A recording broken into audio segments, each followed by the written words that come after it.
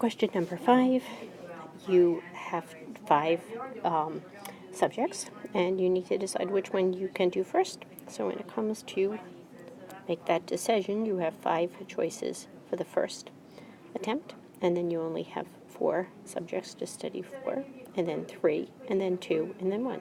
So this ends up being 5 factorial different orders. Again, factorial seems to have a lot to do with order here. For question 6, okay, we're only going to do 3 of the subjects. So when we decide on the first one, well, we have 5 choices.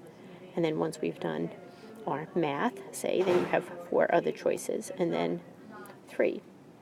So this is that situation again where it looks like we have 5 factorial over, let's see, that would be 2 factorial.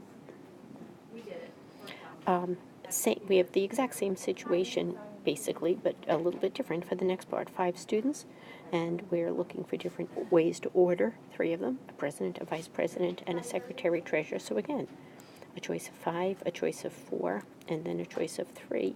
So this, again, is 5 factorial over 2 factorial. And if we look at the word kitsch, and we're going to rearrange that, well, we have 5 letters. So if we're looking for a 3-letter code, we have a choice of 5 letters first, then 4, then 3. And again, in each of these situations, notice that we have 5 different items, and we're ordering 3 of them. And incidentally, we could rewrite this. This kind of looks like our permutation formula. Permutation 5, choose 3, and I'm using that intentionally. 5, choose 3 would give us 5 factorial over 2 factorial.